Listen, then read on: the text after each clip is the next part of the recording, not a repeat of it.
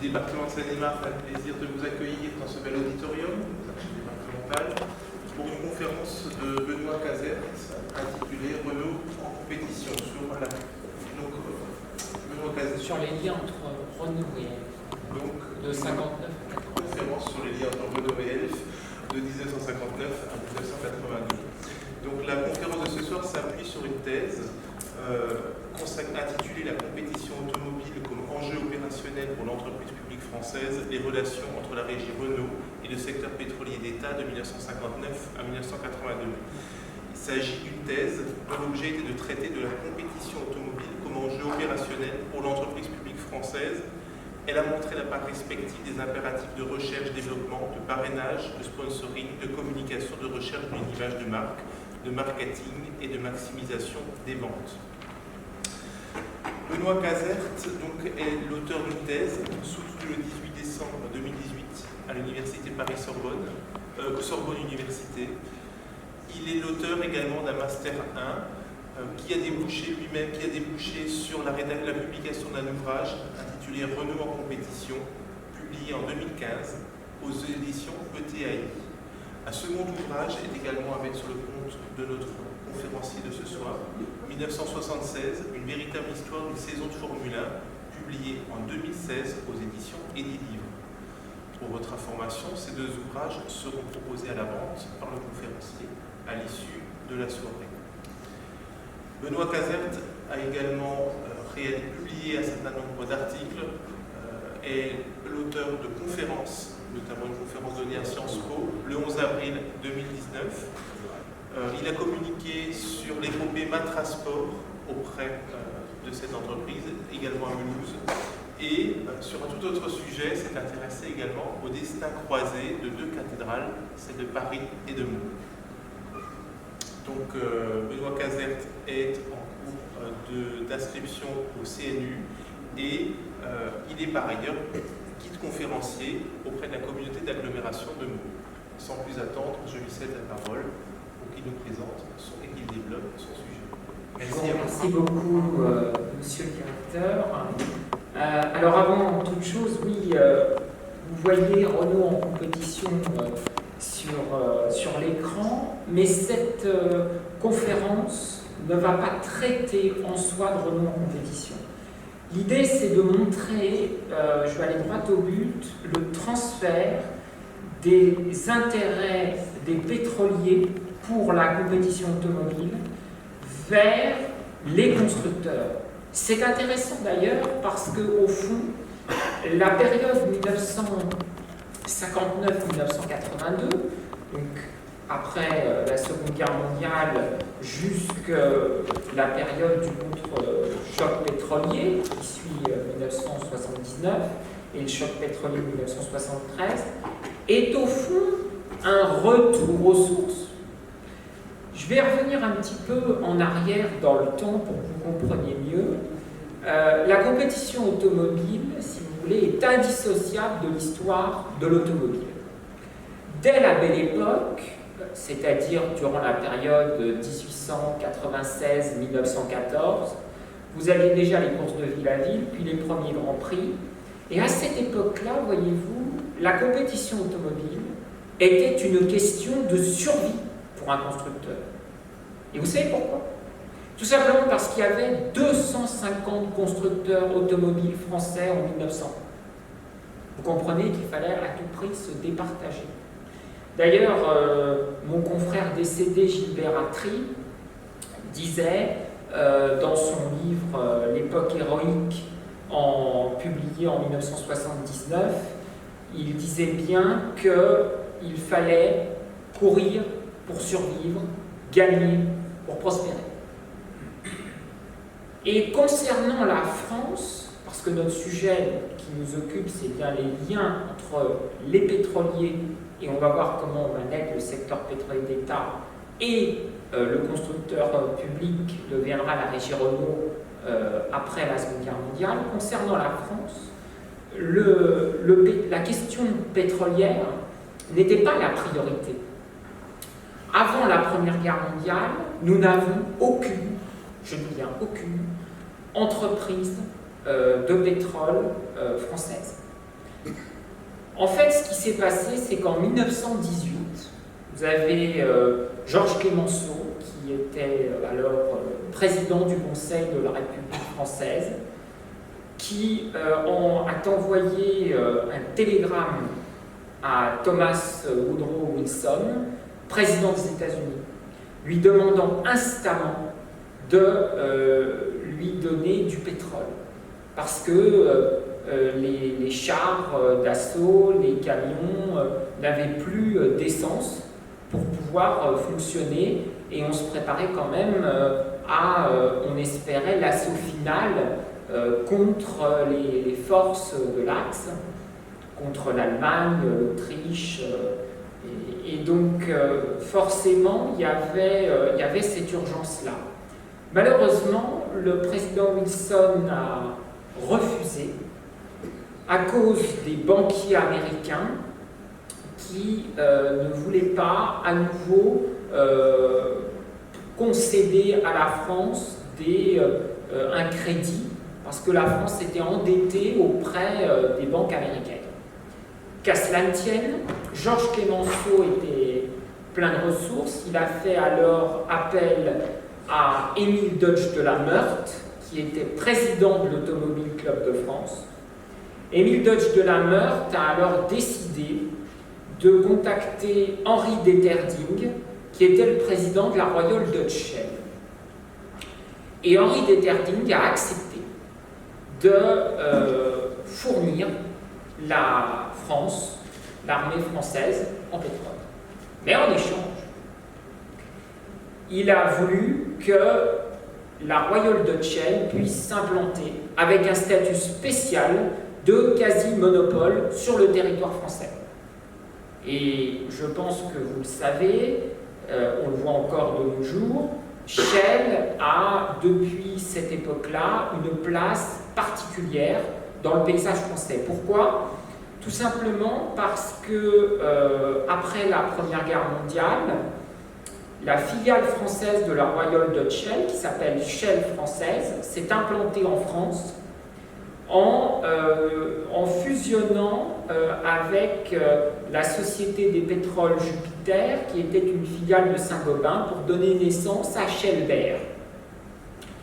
Et Shellbert, après la Seconde Guerre mondiale, donc là je passe le temps parce que notre propos c'est à partir de 1959, s'est mis à faire de la compétition automobile française son image de marque, et a voulu faire la promotion du sport automobile français, parce que la compétition automobile était, à la fin des années 50, au début des années 60, très à la mode, et donc permettait d'attirer dans les stations-service les Français pour qu'ils viennent dans les stations-service Shell. Et puis parallèlement, la Régie Renault est apparue au lendemain de la Seconde Guerre mondiale, des suites de la nationalisation de la Société anonyme des usines Renault, qui était apparue en 1906,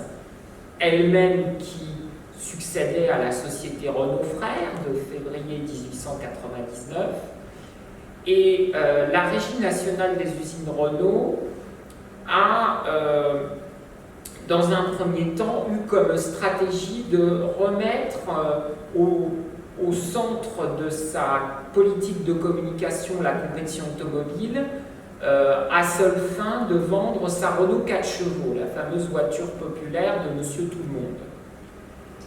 Et c'est ainsi qu'a pu naître, grâce aux différents services, grâce aux différentes victoires de la 4 chevaux, notamment au rallye de Monte-Carlo, le service, et puis la victoire de catégorie au 24 heures du Mans, le service compétition Renault en 1951 sous la direction de François Landon.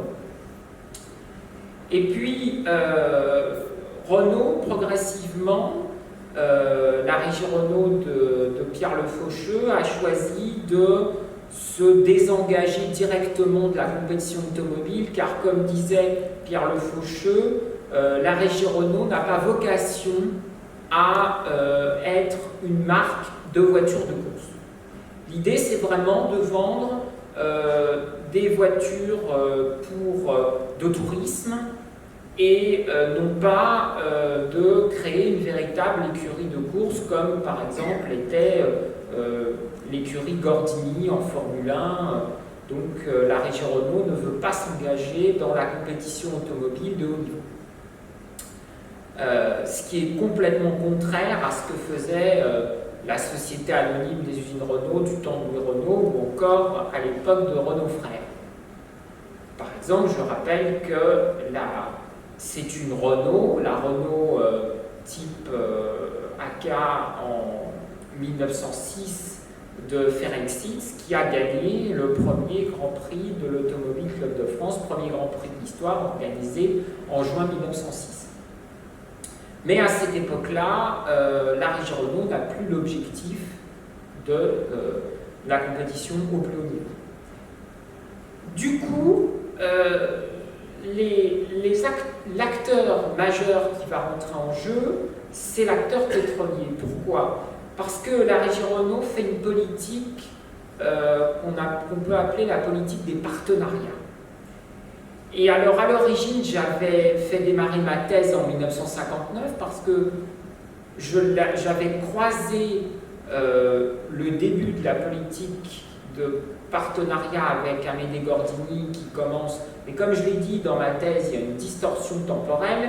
Je commençais en 1955 pour la régie Renault parce que c'est la naissance de la Société des automobiles Alpine et que c'était le premier client de la régie Renault. La régie Renault fournissait des moteurs à Alpine en échange de rémunération, donc c'est vraiment du clientélisme, et en même temps bénéficiait des victoires d'Alpine. Quand on disait, quand c'est une Alpine qui gagne, c'est une Renault Alpine, et quand elle perd, c'est une Alpine Renault, traditionnellement.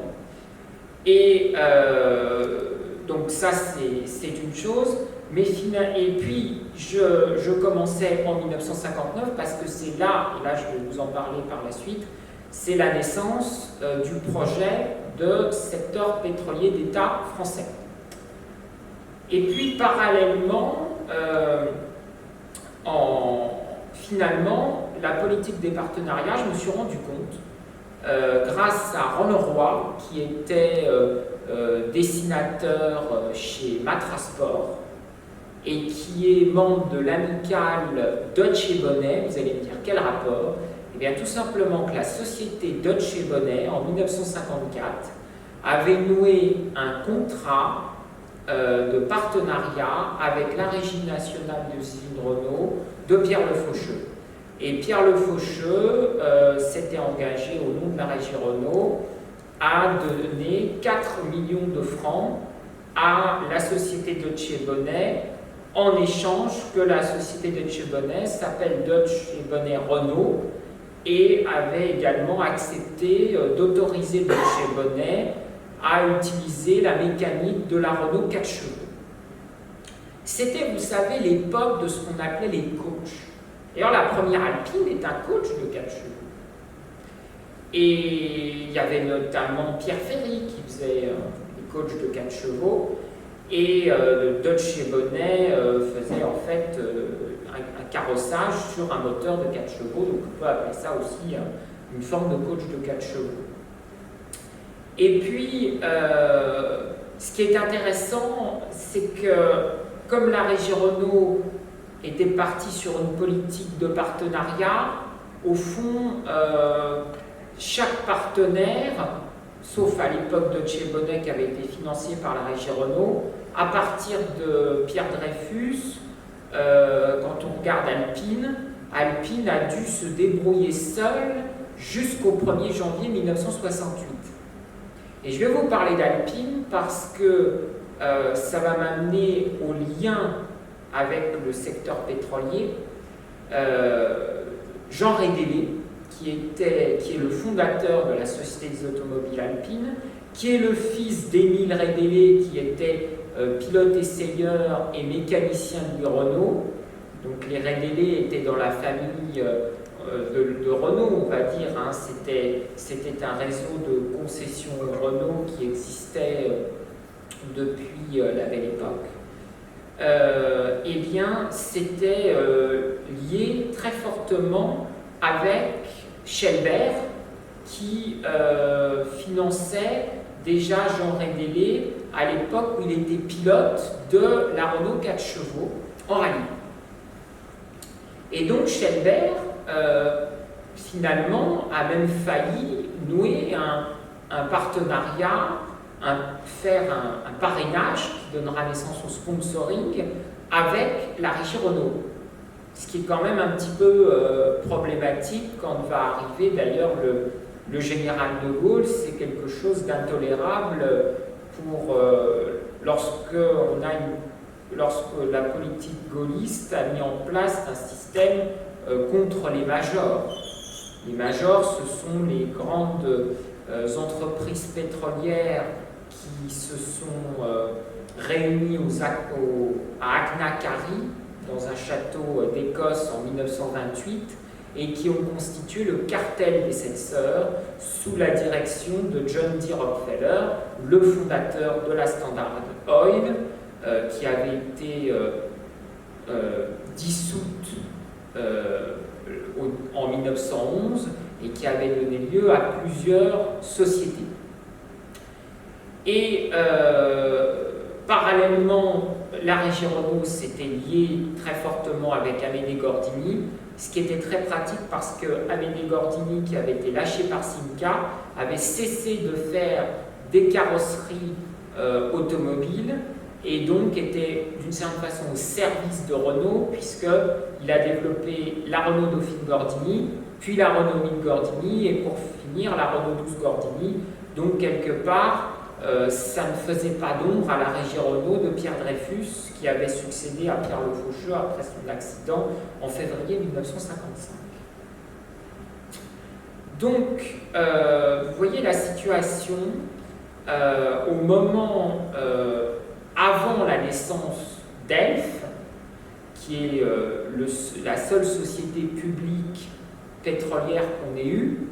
Vous aviez des pétroliers étrangers, des majors, ou alors là je peux vous parler d'un cas particulier en quelques minutes et qui va déclencher le feu aux poudres, la CFP Total. La CFP Total, elle était née sous le nom CFP, Compagnie Française des Pétroles, en 1924. Ça veut dire que vous aviez en 30% qui appartenaient à l'État et 70% qui appartenaient à son président, qui s'appelait Ernest Mercier. Et ça, c'était un accord qu'il avait fait avec son ami Raymond Poincaré, qui, à l'époque, était président du Conseil. Et ce qu'il faut comprendre, c'est que 30 ans plus tard, en 1954, la CFP devient Total.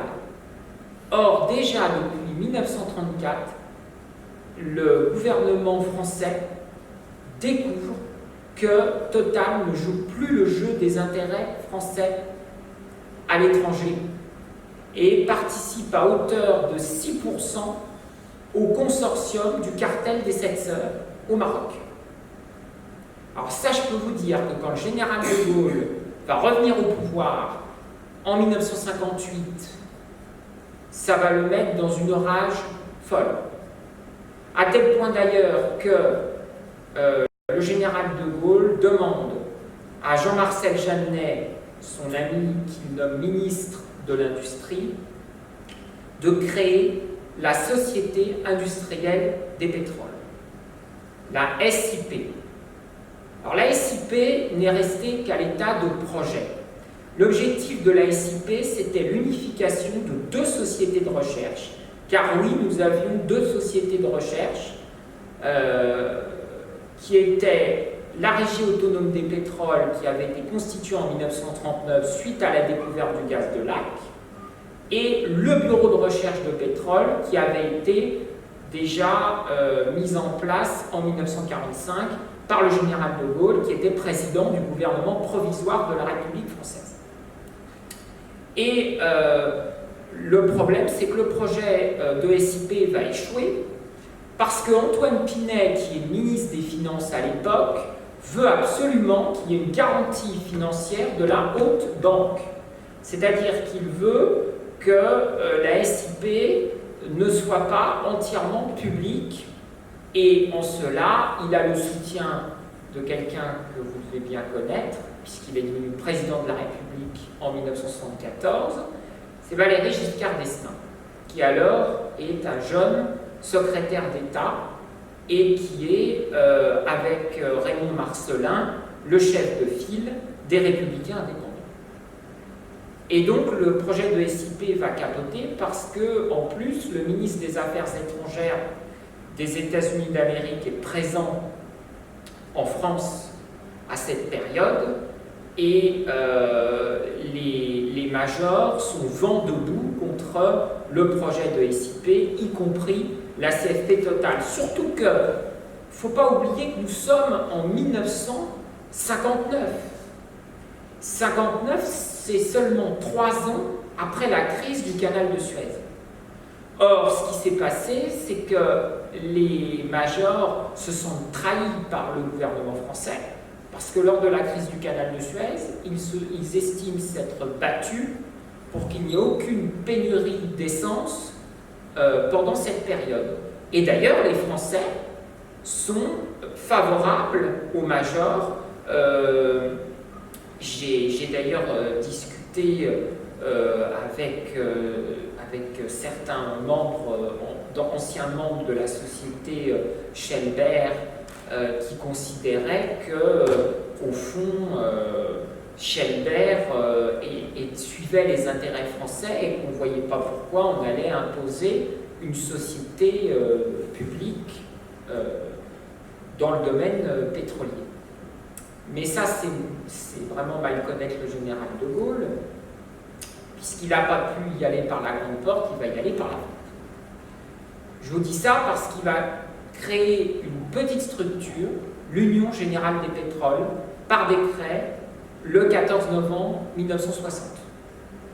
Et il fait appel à Paul Mock, qui est un de ses bras droits, et en même temps, l'initiative est aussi le fait de Pierre Guillaumat, qui est le chef de file du corps des mines, qui est occupé au commissariat à l'énergie atomique et dont De Gaulle a déjà prévu qu'il remplacerait Paul Mock à la tête de sa nouvelle structure une fois qu'il en aurait fini avec les affaires algériennes. Parce qu'il ne faut pas oublier que De Gaulle est revenu au pouvoir suite à la crise d'Algérie, ce qu'on appelle aujourd'hui la guerre d'Algérie.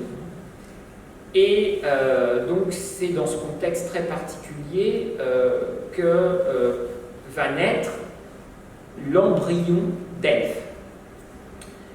Et comment ELF naît? C'est tout simplement que l'Union Générale des Pétroles va créer une filiale qui s'appelle l'Union Industrielle des Pétroles et qui donnera naissance à l'Union Générale de Distribution et qui va aller négocier avec Esso, qui est la marque, une des marques de l'ancienne Standard Oil, et Texaco aux États-Unis, le rachat de la filiale Caltex. Caltex, c'est Californian Texas Oil. Or, la Caltex est implantée en France, en Gironde, sous le nom Caltex SAS. Et il y a tout un réseau de stations-service qui dépendent de la Caltex, et l'UIP va progressivement agréger tout un réseau de stations-service. Il ne va plus manquer que l'unification de ce réseau de stations-service. Et donc, c'est ainsi d'ailleurs que le général de Gaulle, cette fois-ci, abat ses cartes dans le décret du 17 décembre 1965. Il songe à sortir du commandement intégré de l'OTAN, qui sera appliqué le 1er janvier 1966, et il crée l'entreprise de recherche et d'activité pétrolière, et cette fois-ci, l'ERAP, et l'ERAP Et à l'intérieur, on trouve l'UGP comme filiale et la fusion du BRP et de la RAP dans les RAP, d'où le terme RAP, entreprise de recherche et d'activité pétrolière. À la base, il n'y avait que la recherche, mais l'objectif, c'est d'avoir une société pétrolière du puits à la pompe. Et alors, comment on en revient à la compétition automobile? C'est simple. En fait, l'Union Générale de Distribution fait une grande enquête d'opinion en 1966 pour savoir, au fond, qu'est-ce qui intéresse les Français. Et là, on en arrive à la promotion des ventes, ce qui va devenir le marketing à la fin des années 70. Le but, c'est donc de pouvoir lancer la marque, la future marque Elf, en lui donnant l'image la plus jeune possible.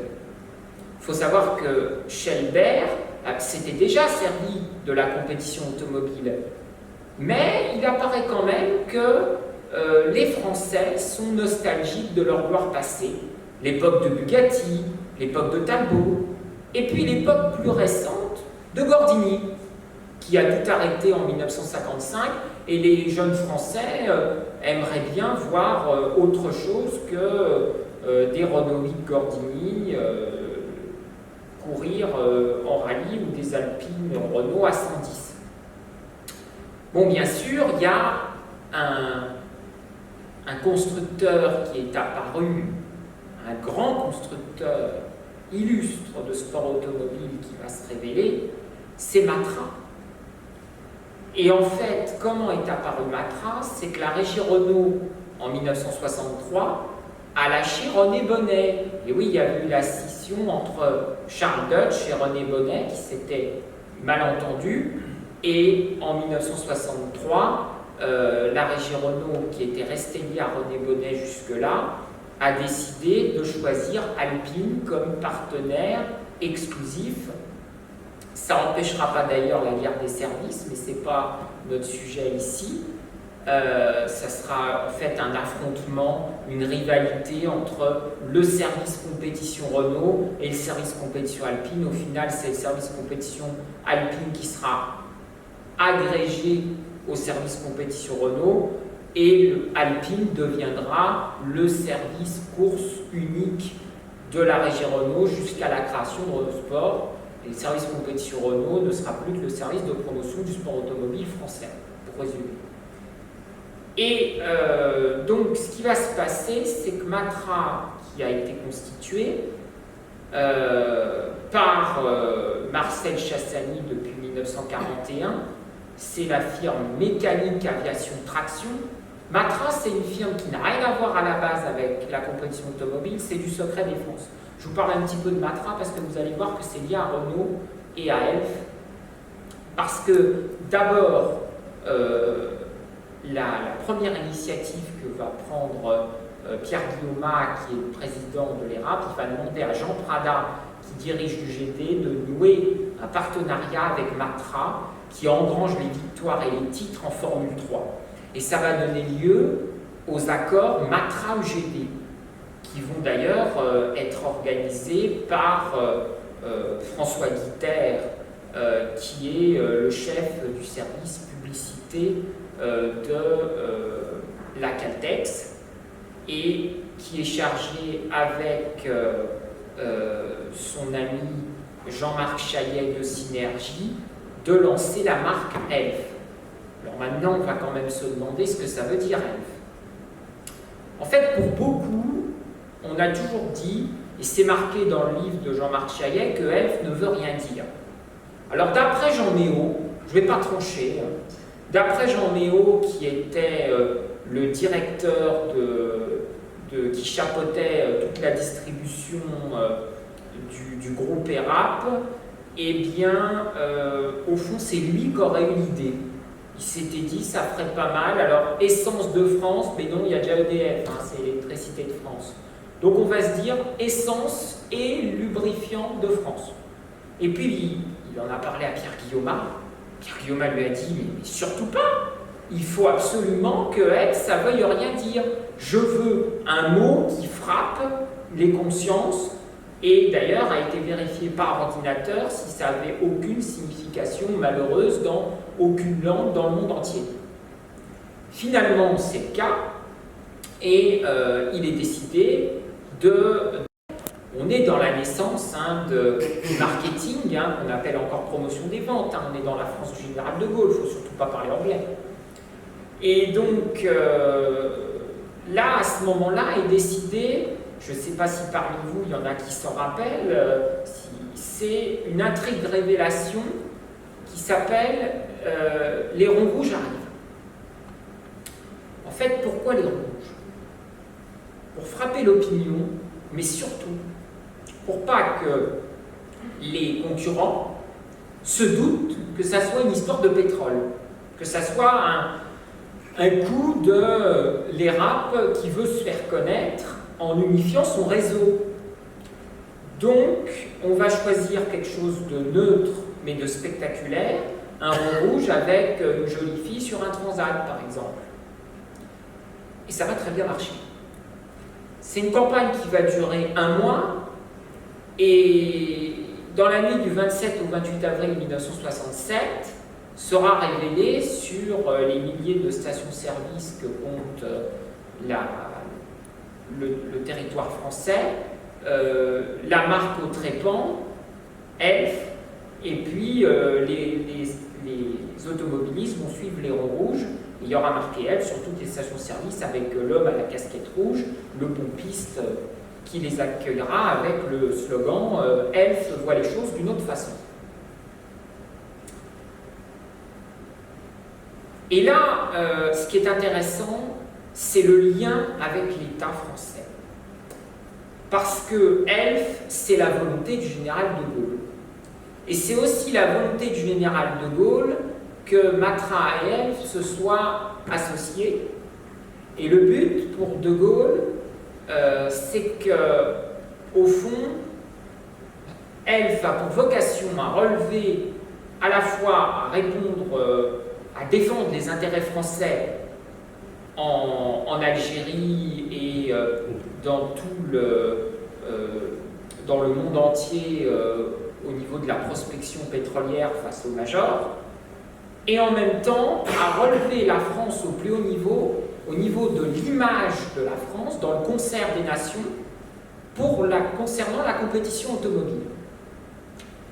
Et donc, mais par rapport à Renault, il n'allait pas du tout de soi que la régie Renault se mette avec Elf. Parce que la régie Renault, pour de Gaulle, a juste pour vocation à assurer de bonnes conditions de travail à ses ouvriers, à ses employés, et assurer de bons salaires. Et permettre aux Français de se déplacer, bien sûr. La régie Renault, c'est le fleuron automobile français de l'époque. Mais elle n'a pas vocation à devenir une écurie de course. Nous avons Matra pour ça, se dit le général de Gaulle. Oui, sauf que le général de Gaulle n'avait pas imaginé que Jean-Luc Lagardère, qui est le directeur de Matra Sport, qui a été recruté par Marcel Chassani, le PDG de Matra, a des ambitions propres à sa société. Et Jean-Luc Lagardère, ce qu'il veut, c'est faire connaître sa marque. Et donc, il pense à Renault pour distribuer ses voitures de tourisme, ses Matra 530.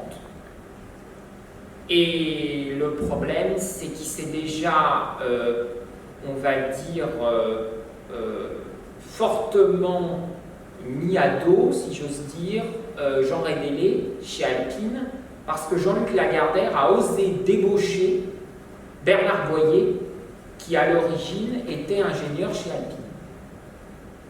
Du coup, ça va poser problème pour un éventuel partenariat avec la régie Renault. Et puis, il y a la querelle des égos qui rentre en jeu.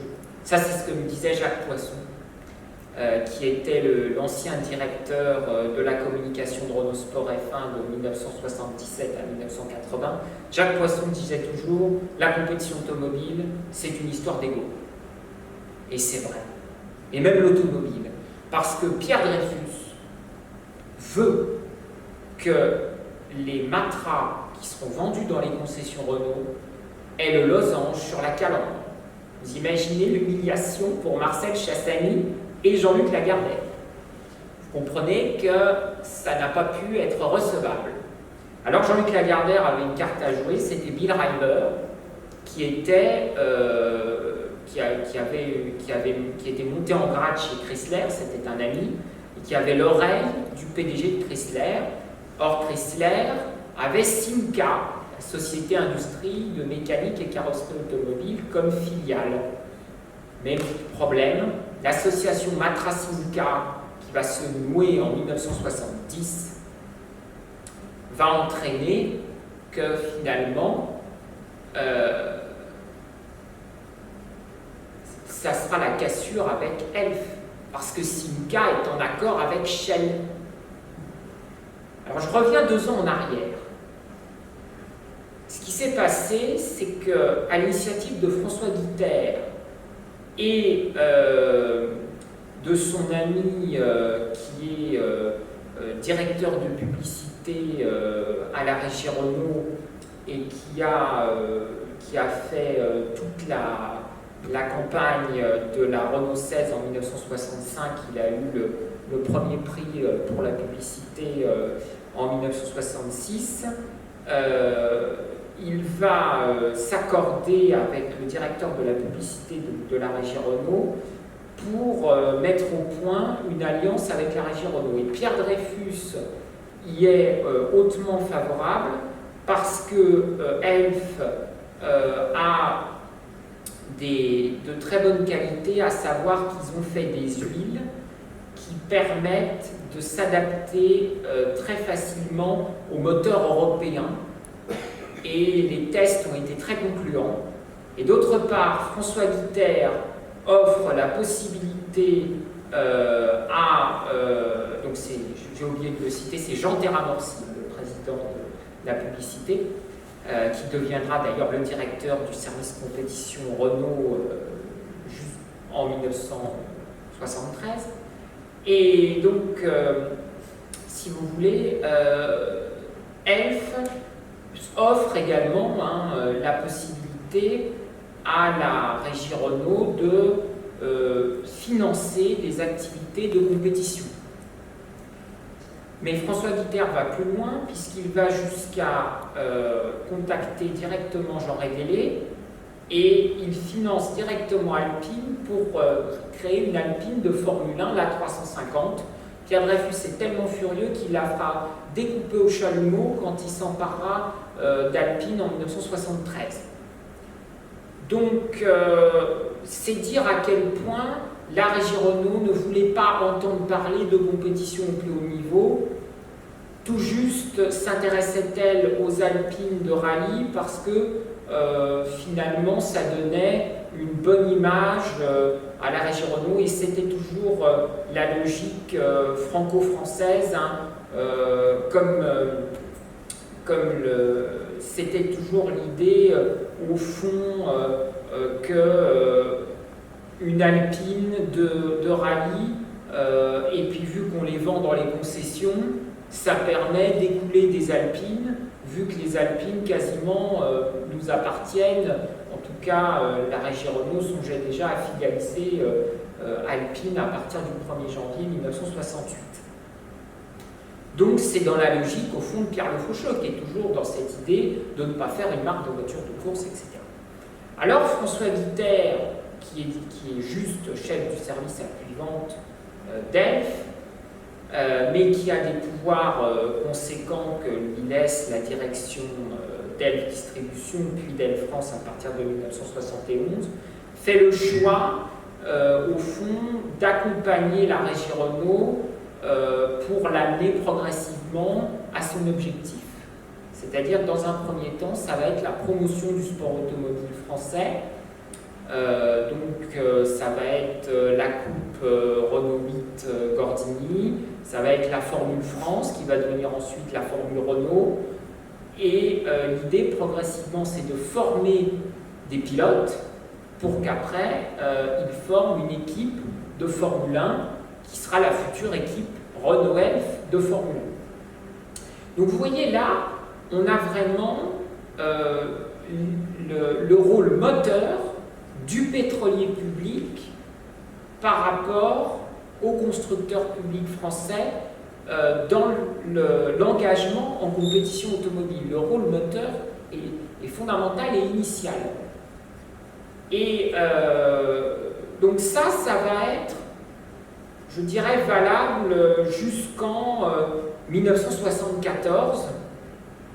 C'est donc une période où systématiquement Elf va pousser la régie Renault à faire de la compétition automobile, et Elf va financer Alpine, mais attention, là le financement n'est pas direct, c'est ce que m'a expliqué Jacques Chénis, qui était directeur de la compétition chez Alpine Renault Elf, c'est qu'au fond,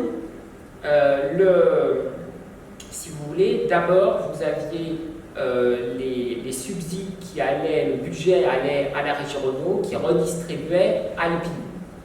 Donc on a l'intermédiaire qui est la régie Renault, et la régie Renault va faire pression sur Alpine pour que Alpine soit champion du monde. Ça sera le cas en 71 avec le titre de champion du monde des marques, et en 73. Et puis progressivement, encore les idées vont se mettre à changer à la régie Renault, parce que va apparaître un homme clé qui va être l'équivalent au fond de François Guiter chez Elf, c'est Bernard Arnault. Bernard Arnault, alors il n'est pas encore PDG de la régie Renault, ce qui deviendra le 1er janvier 1982, mais depuis 1966, il est directeur de la planification. Donc de 66 à 75, il s'occupe de la planification sous Pierre Dreyfus. C'est quoi la planification? C'est tout simplement qu'il s'occupe de la gamme Renault. C'est à Bernard Arnault qu'on doit l'initiative de la Renault 5, par exemple. Et puis Bernard Arnault, c'est un passionné de compétition automobile, et il va voir ses amis Amédée Gordini, Jean Rédélé. Il adore le rallye, et donc il est évidemment favorable à Alpine, parce que son idée, c'est de faire d'Alpine le Porsche français. Et d'ailleurs, c'est l'idée qu'il émet en 73. Mais à l'époque, c'est Pierre Dreyfus qui a le pouvoir, et Pierre Dreyfus décide que Alpine rentrera complètement dans l'orbite de la régie Renault, et progressivement, c'est la régie Renault qui va prendre l'ascendant. Ça va se faire en deux temps. D'abord, le bleu Alpine disparaîtra, le fameux bleu Alpine métallisé. Ça se voit sur les couleurs des voitures. Et puis les couleurs de Renault à cette époque-là se confondent avec la France. C'est les idées de gens comme Philippe Lamiraud qui sont auprès de Pierre Dreyfus et qui s'occupent de la promotion des ventes, etc. Et leurs idées, ce sont que c'est le bleu, blanc, rouge qui doit l'emporter, parce que la régie Renault, c'est le symbole de la France, et donc c'est très franco-français. Et on n'a pas cette politique où Renault va vraiment considérer elle-même que la compétition automobile va lui apporter une image qui va lui être transportée vers l'international, ce qui sera l'idée de Bernard Arnault par la suite. 1975, tout change. Au départ de Pierre Dreyfus, vous avez Bernard Vernier-Paliès qui le remplace. Le nouveau PDG de la régie Renault nomme Bernard Arnault directeur de la division automobile, puis directeur de la compétition en 1976.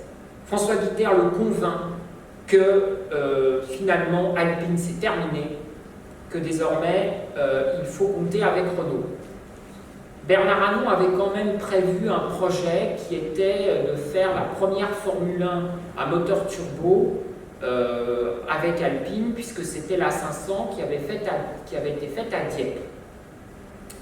Et François Guiter a aussi une carte à jouer, c'est celle d'Elf France, parce qu'il veut faire un coup publicitaire avec la nouvelle Elf Tyrrell P34 à 6 roues. Et l'objectif, c'est que la régie Renault noue un contrat avec la société Tyrrell Organization de Ken Tyrrell pour que la Tyrrell à 6 roues soit dotée d'un moteur Renault Gordini Turbo. Alors là, c'est un béni pour François Guitert. Ça voudrait dire qu'il y aurait l'alliance avec Tyrrell, donc il pourrait continuer la superbe alliance qu'a eu elle, je ne vous en ai pas parlé, avec Tyrrell, mais ce n'était pas notre sujet, mais qui lui a donné quand même, qui a donné à la société Elf 2 titres de champion du monde des pilotes et un titre constructeur en 71 et en 73, sans compter le titre Matra Elf International, parce que évidemment la Matra Elf MS80 était dotée d'un moteur V8 Ford Cosworth, et que c'était Tyrrell qui gérait les châssis Matra MS80, donc c'était à Tyrrell que, même si on a dit que c'était Matra, mais c'était Tyrrell qui tirait déjà les ficelles. C'est à partir de cette voiture qui fera les Tyrrell victorieuses du début des années 70. La parenthèse est fermée.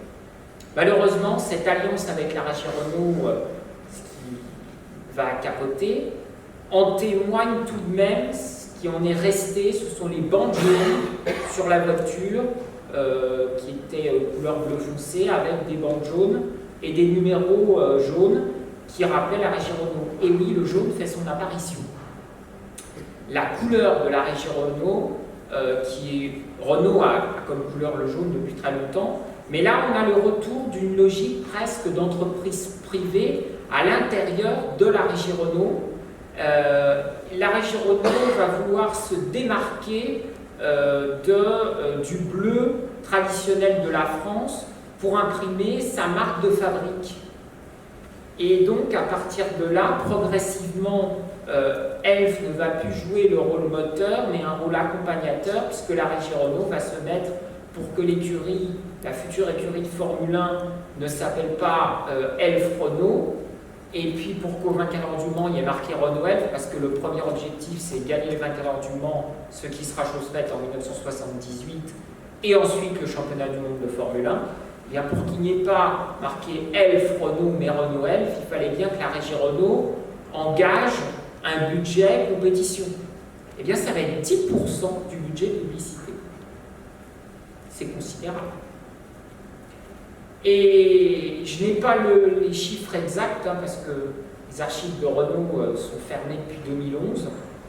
Et même quand j'y étais allé, quand j'étais en master, je n'ai pas eu accès à la comptabilité. Ni plus. D'ailleurs, c'est pareil chez Elf. Paul Bernard Sauvego qui avait audité François Guitert, parce que ça, je ne vous l'ai pas dit, mais je vais quand même vous le dire. François Guitert est quand même l'homme qui a été jusqu'au bout de la logique du général de Gaulle, et même après, cette logique a été dépassée, puisque la société Elf, à la fin de la décennie 70, à partir de 79, au début des années 80, va plus se diriger vers la voile à cause des marées noires, et elle va vouloir avoir une image beaucoup plus propre que vers la compétition automobile. Et au fond, le service de mercatique et promotion des ventes de la société Elf France, filiale de la société Elf Aquitaine, qui succède à Elferap en 1976, et bien avec Alba Chalandon, qui a succédé à Pierre Guillaumard en 1977, est restée la dernière relique d'un passé révolu, qui était le passé de l'époque du général de Gaulle. Et par contre, la Régie Renault, elle, va trouver son intérêt. Et avec Bernard Anon, qui devient l'homme fort de la Régie Renault jusqu'à en devenir le PDG en 1982, il y a vraiment cet objectif affirmé de faire de la compétition automobile un enjeu opérationnel pour la Régie Renault. Et pourquoi, cette fois-ci non pas à des fins françaises, Elf France ne survit avec sa politique de compétition que par rapport à une politique de communication pour les usagers des stations-service, mais la Régie Renault, c'est pour exporter à l'international. le but, c'est qu'en 1978, si vous voulez, c'est de toucher le marché américain, puisque la régie Renault s'est nouée avec American Motors, a noué un contrat avec American Motors, elle en a même fait sa filiale, ce qui durera jusqu'en 1988. Et d'ailleurs, vous avez énormément de publicité à l'époque des Renault F Turbo de Formule 1 au début de la décennie 80, où vous voyez le lien entre la Formule 1 et les voitures Renault que les Américains pourraient vouloir acheter parce que le prestige reposerait donc sur les Formule 1. L'idée de Bernard Arnault, si vous voulez, c'est de mettre fin à cette image de voiture populaire qui colle à la peau de la régie Renault depuis sa naissance, depuis 1945 et depuis le lancement de la 4 chevaux. Il en a assez que les gens disent dans la rue que Renault c'est la 4 chevaux, la 4L et la Renault 5. Il veut que désormais les gens disent Renault c'est la Renault Elf RS10 qui a gagné le Grand Prix de France en 79, c'est l'Alpine Renault Elf A442B qui a gagné les 24 heures du Mans en 78, c'est la Renault Elf RE30 qui va peut-être être championne du monde en 1981. C'est comme ça que Bernard Arnault voit les choses.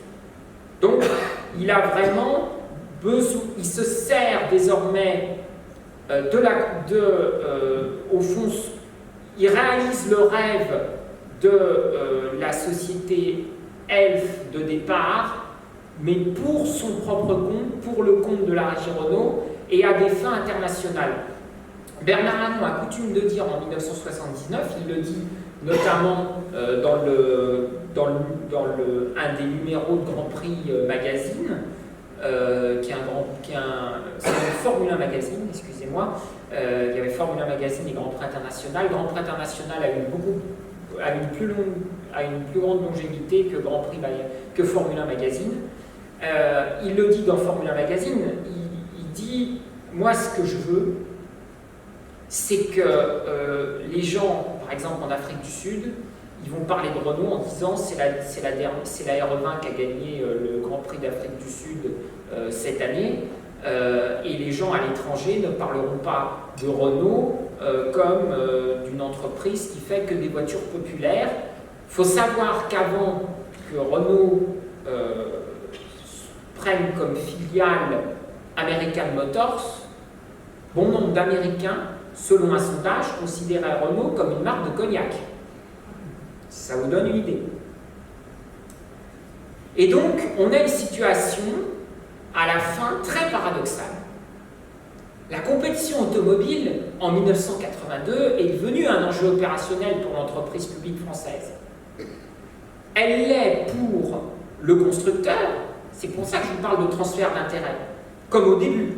Mais elle ne l'est plus pour le pétrolier public, qui a permis aux constructeurs de prendre conscience que la compétition automobile pouvait devenir son image de marque, jusqu'à créer d'ailleurs un département marketing où le 6e point en 1982, marqué en anglais, ça y est, apparaît l'anglais, donc la mentalité vraiment d'aller vers l'international avec Bernard Arnault, est Turbo Stars. C'est-à-dire qu'au fond, on a les stars du turbo et ça va très loin puisque si à la fin des années 70 et jusqu'en 1981, vous avez le slogan Renault Elf prend de l'avenir de vitesse qui marque cette fois-ci vraiment le et de mon titre, si j'ose dire, c'est le lien entre le constructeur et le pétrolier pour un même enjeu qu'est la compétition automobile et les deux entreprises publiques. Ce n'est plus le cas à la fin de ma période, puisqu'au fond, ça sera provisoire, mais à cette époque-là, en 1982, Elf, et je l'ai bien vu dans les journaux internes d'entreprise, ne communique plus alors que sur le voilier de Marc Pajot, l'Elf Aquitaine, et non plus sur la Renault Elf Turbo RE30B. Là, pour communiquer sur les Renault Elf Turbo de Formule 1, il faut aller chercher dans le magazine interne à Air France, qui est à l'époque l'époque la route Elf, après avoir s'être appelé Elf Réseau, puis Réseau Elf. Et le slogan en 1982 est devenu de la régie Renault, Renault prend de l'avenir de vitesse. Le pétrolier est exclu, alors qu'il y a toujours un lien avec Elf, le sponsoring existe toujours, vous avez toujours les mots Elf et Renault Elf qui sont marqués sur les voitures, et le paradoxe final, et j'en terminerai là-dessus, c'est que depuis 1980, avec le renouvellement des accords de préconisation du 30 avril 68, puis de 1975, et enfin du 21 décembre 1979, eh bien vous avez le numéro de châssis des Renault Elf Turbo, où vous avez marqué RE et non plus RS, Renault Elf, à la place de Renault Sport. Mais vous avez dans le slogan de la régie Renault, Renault sans Elf, Renault prend de l'avenir de vitesse, avec la petite Formule 1 Renault Elf Turbo, mais il y a uniquement de valoriser Renault et non plus son partenaire pétrolier, en raison, il est vrai, d'une diminution du budget d'Elf par rapport à Renault, mais surtout une volonté de la régie Renault de prendre son indépendance par rapport à son partenaire, de s'affirmer seul comme étant seul décisionnaire de sa politique de communication en faveur de la compétition automobile et de faire de la compétition automobile un enjeu opérationnel. Voilà. Je vous remercie de votre attention.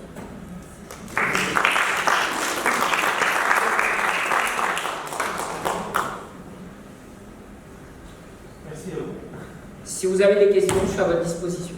Merci pour ce brillant exposé. Je vous propose peut-être de faire tourner le micro, c'est-à-dire à ce que les animateurs puissent adresser aux conférenciers leurs questions éventuelles. Comment s'est renoué l'accord avec Matra et les équipes de l'espace? Il y avait toujours Jean Lagardère qui était là à ce moment-là. Oui, tout à fait. En fait, ce qui s'est passé, si vous voulez, c'est que Matra s'est mis avec Peugeot. Mais Peugeot a refusé l'espace. Parce que si vous voulez, Matra, en 1981, motorise l'écurie Talbot-Ligier. Or, Talbot est une marque de Peugeot depuis 1979. Et Jean-Luc Lagardère, qui veut revenir au plus haut niveau en Formule 1, et même carrément, pourquoi pas, refaire une écurie de Formule 1 pour enfin être champion du monde avec le moteur Matra V12 qui s'est montré performant en 1981, choisit de proposer à Peugeot l'espace. Comme ça, en plus, il a été développé un moteur pour la Ligier JS17 Turbo qui, hélas, n'a jamais vu le jour, qui faisait 1150 chevaux. C'est des puissances qui seront atteintes qu'à la fin dans la deuxième moitié de la décennie 80, à la fin de l'ère turbo, et que n'atteignaient même pas des Renault Elf Turbo de Formule 1 de la même époque. Et ce qui s'est passé, c'est comme Peugeot a refusé, ils l'ont proposé à Renault. Renault a accepté, parce qu'ils ont trouvé. En fait, ce qui s'est passé, c'est que Bernard Hamon et Philippe Lamiraud ont considéré que c'était très novateur comme concept, l'espace, et parce que ils ont eu une idée visionnaire de ce que sera le futur, et l'idée c'était de proposer quelque chose au grand public, on va dire, allant jusqu'à étendre l'espace dans une voiture. Et pour la première fois, ça ne serait pas un utilitaire. Mais il faut savoir que c'est inspiré des États-Unis, parce que Bernard Hamon est inspiré du Chrysler Voyager. Et qui est chez Chrysler à cette époque-là? C'est François Castin, qui était l'ancien directeur technique de Renault Sport, et qui a été limogé au profit de Bernard Dudot très grosse bêtise d'ailleurs de Gérard Larousse au passage à la fin de l'année 1979. Si vous voulez, l'espace a été accepté par Renault. D'ailleurs, ça a été très mauvais pour Matra parce que Renault, en échange, leur a dit, bien écoutez, on accepte l'espace, mais en échange, vous vous retirez définitivement de la compétition. Vous ne faisez pas d'ombre avec nous. Et Renault a accepté l'espace, mais bon, ils auraient très bien pu le refuser. Mais je pense que ça vient de Bernard Anon, et c'est ce qu'il m'a dit. Moi, j'avais vu aux États-Unis le Chrysler Voyager, je me suis dit, je vais l'exporter en France. C'est vrai qu'aux États-Unis, il y avait déjà des voitures comme le GMC ou des choses comme ça. Il y avait déjà l'idée de grands utilitaires qui devenaient même avec l'idée du concept de monospace. Le concept de monospace, en fait, c'est un utilitaire qui a des vitres et qui permet, et qui est vendu au grand public et qui permet de mettre énormément de bagages dans le coffre et de mettre toute sa famille. C'est un concept très novateur. Mais à l'origine, comme je vous l'ai dit, il avait été proposé à Peugeot. Et comment est arrivé le groupe espace à Trondheim, par exemple?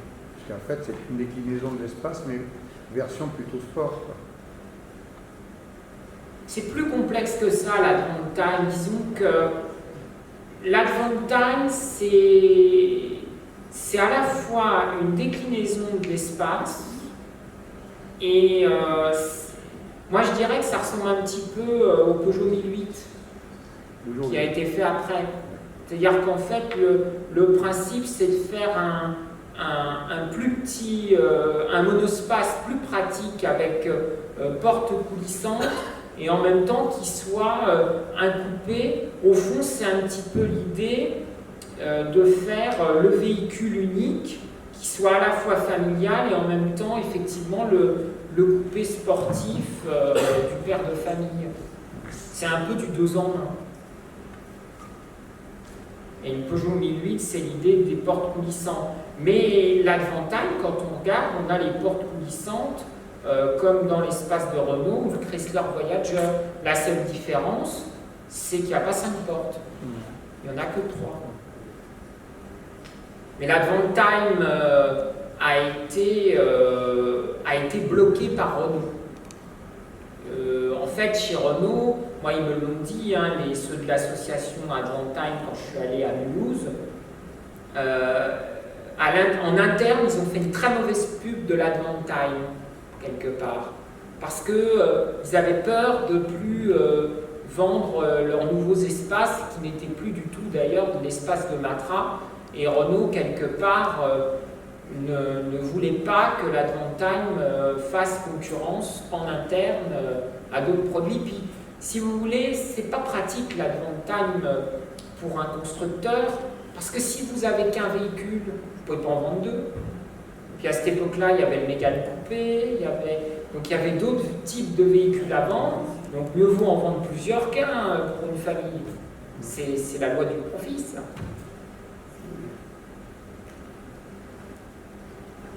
Et bon, il y a aussi l'association avec elle sur l'amélioration des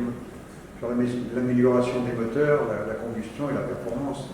Donc il y a eu d'autres partenariats entre le pétrolier et l'automobile pour justement améliorer aussi la performance des moteurs et les véhicules qu'on a aujourd'hui. Oui, ben, c'est-à-dire que Elf avait un avantage, c'est qu'il s'était spécialisé dans les huiles et les lubrifiants qui convenaient aux moteurs européens spécifiquement. Originellement, les majors essayaient de faire des huiles et des lubrifiants plus généralistes qui conviennent à la fois aux moteurs américains et européens. Elf avait visé vraiment, et je vais vous citer un nom technique, l'huile de référence au moment des accords de préconisation, le 30 avril 1968, c'est la Prestigrade, qui était vraiment l'huile qui a été testée sur la Renault de Cordigny. Et elle a très bien marché.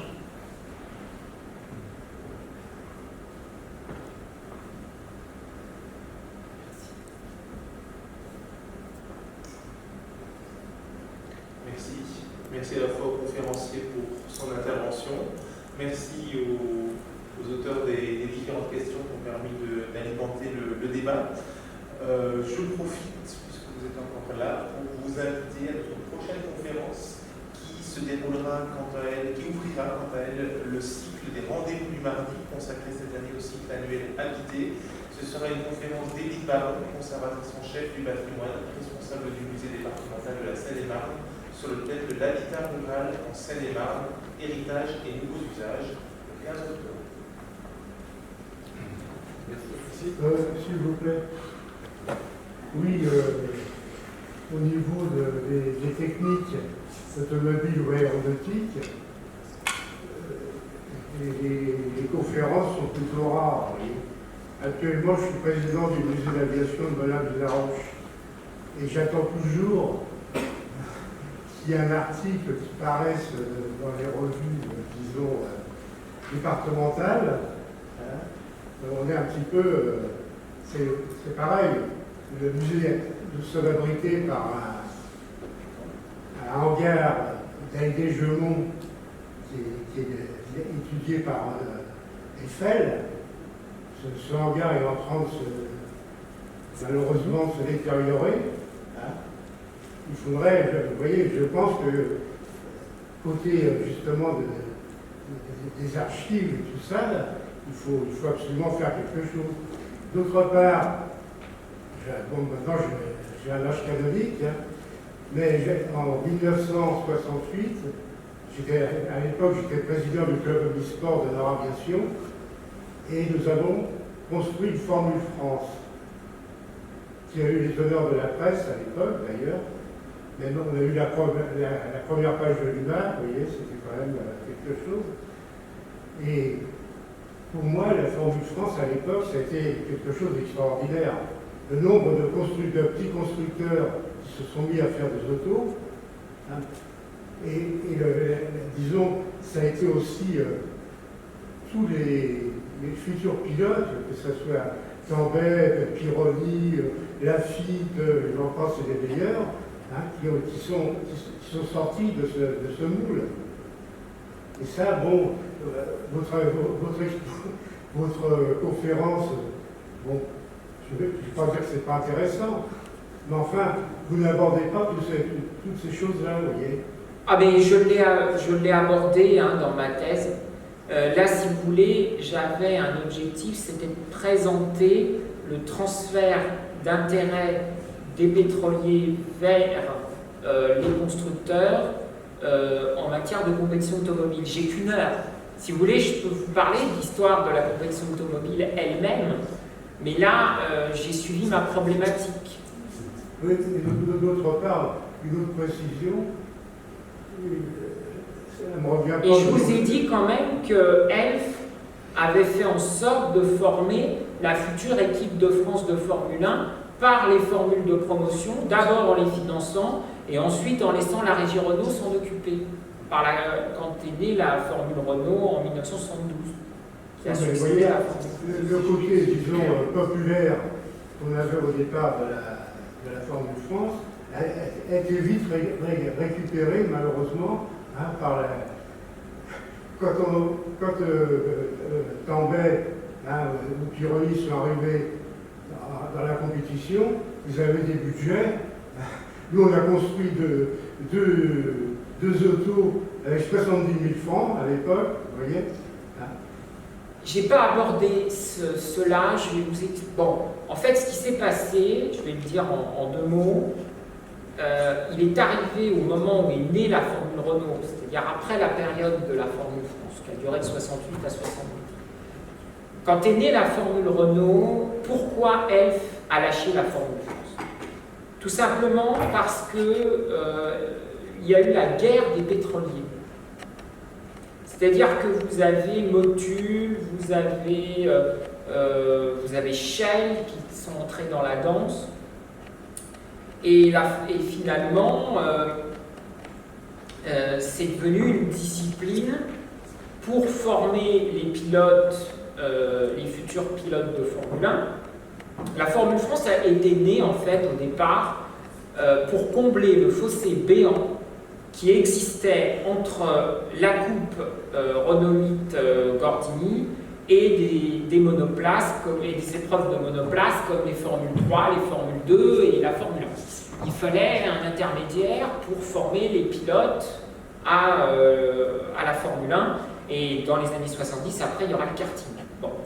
Mais la Formule France, quand elle devient Formule Renault, elle le devient parce qu'elle ne peut plus décemment financer une formule qui est aussi concurrentielle et à l'intérieur duquel vous avez des pétroliers ennemis, des majors qui se sont glissés.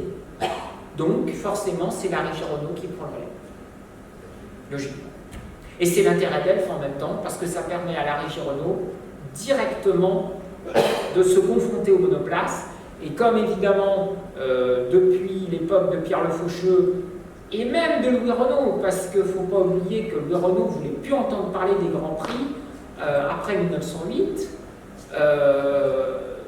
mais les monoplaces, c'est une question qui était rédhibitoire chez Renault dès Pierre Le Faucheux et même à l'époque de Pierre Dreyfus. Et pourtant, au milieu de la présence de Pierre Dreyfus, enfin, elle fait satisfaire parce que Renault s'est mis à s'intéresser à une formule de monoplace qui est la formule Renault. C'est mieux que rien et la régie Renault communique en disant nous formons tous les futurs champions de Formule 1 et petit à petit l'idée commence à germer sur laquelle on pourra peut-être aller plus loin. Donc en fait ce que vous me dites, oui c'est vrai, la Formule France à l'origine permettait à n'importe quel pilote, si j'ose dire, vous avez dit, vous en avez fait une à 70 000 francs, d'accéder à la discipline. Après, c'est une histoire de pétrolier, c'est une histoire de contrat. Les pilotes sont repérés et recrutés. Je pense qu'à l'époque, ils devaient être repérés d'abord on est en 72, avec la coupe Renault 12 Gordini. Et ensuite, ils avaient un volant de Formule Renault. Et puis, s'ils réussissaient en Formule Renault, ils partaient en Formule 3, en Formule 2, etc. Puis ensuite, ils accédaient à la Formule 1. Mais il est clair qu'effectivement, à l'origine, la Formule France était plus amateuriste, effectivement. Mais ça, c'est le problème, si vous voulez. Vous savez, à l'origine de la compétition automobile, si on prend Louis Renault et Marcel Renault, ils étaient à la fois entrepreneurs. Bon, Louis Renault était l'inventeur, mais Marcel gérait l'usine et Fernand il faisait la comptabilité, mais ils étaient les fondateurs de Renault Frères et en même temps ils étaient pilotes. Donc on était complètement dans l'amateurisme. Il y en a un qui est mort d'ailleurs. Oui, Marcel, à Coué-Vérac en mai 1903, lors du mortifère Paris-Madrid 1903 qui s'arrête à Bordeaux et qui a scellé l'interdiction des courses de ville à ville. Tout à fait. Et qui a permis la naissance de la coupe Gordon Bennett et puis ensuite les premiers Grands Prix, dont celui de l'ACF en 1906 qui a vu la victoire de Ferrexis qui était l'ancien mécanicien de Louis Renault. C'était la première victoire du Renault en Grand Prix. Donc au départ, effectivement, il y a toujours de l'amateurisme et après on rentre dans le professionnalisme. C'est malheureusement inévitable. Les Grands Prix, c'est pareil. À l'origine, mais remarquez, à l'origine, les Grands Prix, c'est pas pareil parce que c'était une formule de constructeur. Dès le départ, vous aviez l'engagement de Renault, de Mercedes, de Fiat. C'est plutôt dans les années 20 qu'on est rentré dans quelque chose, une formule plus artisanale. Vous aviez des spécialistes, vraiment des gens qui faisaient les voitures sur mesure comme Bugatti et qui se sont mis à se lancer dans l'aventure des Grands Prix à l'exception évidemment du retour des constructeurs avec Adolf Hitler et Daimler Benz et Otto Union à partir de 1936. Mais il y a toujours un passage au l'amateurisme et après un passage au professionnalisme. C'est un petit peu comme la Formule 1, même la Formule 1 quand elle s'était professionnalisée, si on prend la Formule 1 en 1980, on pouvait discuter avec les pilotes, manger avec eux, ou aller dans les stands comme on voulait, prendre en photo les voitures. Aujourd'hui, c'est totalement impossible.